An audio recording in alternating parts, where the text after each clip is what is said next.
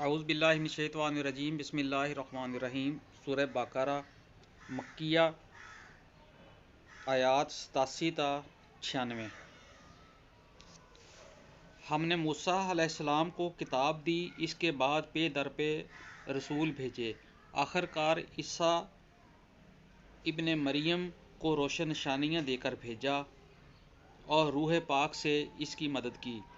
پھر یہ تمہارا کیا ڈھنگ ہے کہ جب بھی کوئی رسول تمہاری خواہشات نفس کے خلاف کوئی چیز لے کر تمہارے پاس آیا تو تم نے اس کے مقابلے میں سرکشی ہی کی، کسی کو جھٹلایا اور کسی کو قتل کر ڈالا۔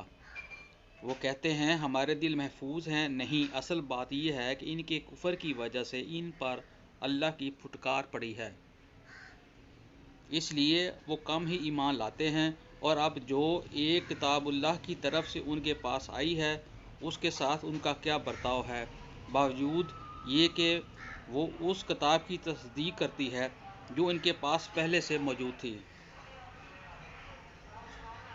باوجود یہ کہ اس کی آمد سے پہلے وہ خود کفار کے مقابلے میں فتح نصرت کی دعائیں مانگا کرتے تھے، مگر جب وہ چیز آ گئی جسے وہ پہچان بھی گئے تو انہوں نے اسے ماننے سے انکار کر دیا۔ خدا کی لعنت ان منکرین پر، کیسا برا ذریعہ ہے جس سے یہ اپنے نفس کی تسلی حاصل کرتے ہیں کہ جو ہدایت اللہ نے نازل کی ہے اس کو قبول کرنے سے صرف اس ضد پر بنا پر انکار کر رہے ہیں کہ اللہ نے اپنے فضل، وحی اور رسالت سے اپنے جس بندے کو خود چاہا نواز دیا، لہٰذا اب یہ غضب بالائے غضب کے مستحق ہو گئے ہیں اور ایسے کافروں کے لیے سخت ذلت آمیز سزا مقرر ہے۔ جب ان سے کہا جاتا ہے کہ جو کچھ اللہ نے نازل کیا ہے اس پر ایمان لاؤ تو وہ کہتے ہیں ہم تو صرف اس چیز پر ایمان لاتے ہیں جو ہمارے ہاں یعنی بنی اسرائیل میں اتری ہے۔ اس دائرے کے باوجود جو کچھ آیا ہے اسے ماننے سے وہ انکار کرتے ہیں، حالانکہ وہ حق ہے اور اس تعلیم کی تصدیق و تائید کر رہا ہے جو ان کے ہاں پہلے سے موجود تھی۔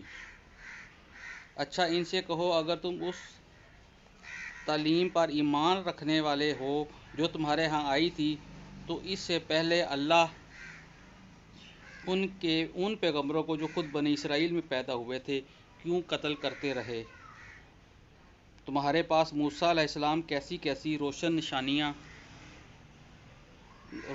نشانیوں کے ساتھ آیا، پھر بھی تم ایسے ظالم تھے کہ اس کے پیٹھ موڑتے ہی بچڑے کو معبود بنا لیا۔ پھر ذرا اس میثاق کو یاد کرو جو طور کو تمہارے اوپر اٹھا کر ہم نے تم سے لیا تھا۔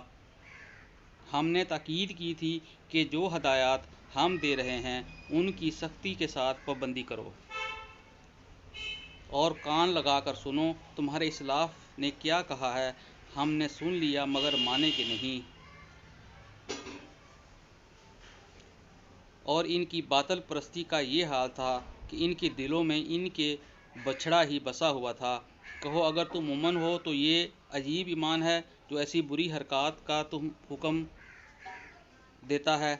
ان سے کہو کہ اگر واقعی اللہ کے نزدیک آخرت کا گھر تمام انسانوں کو چھوڑ کر صرف تمہارے لیے ہی مخصوص ہے تب تو تمہیں چاہیے کہ موت کی تمنا کرو۔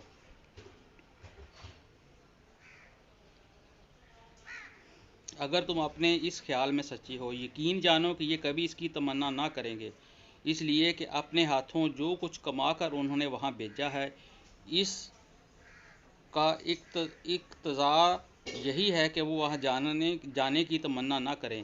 اللہ ان ظالموں کے حال سے خوب واقف ہے۔ تم انہیں سب سے بڑھ کر جینے کا حریص پاؤ گے، حتیٰ کہ یہ اس معاملے میں مشرکوں سے بھی بڑے ہوئے ہیں۔ ان میں سے ایک شخص یہ چاہتا ہے کہ کسی طرح 1000 برس جیے، حالانکہ لمبی عمر بہرحال اسے عذاب سے تو دور نہیں پھینک سکتی جیسے کچھ اعمال یہ کر رہے ہیں۔ اللہ تو انہیں دیکھ ہی رہا ہے۔ صدق اللہ العظیم۔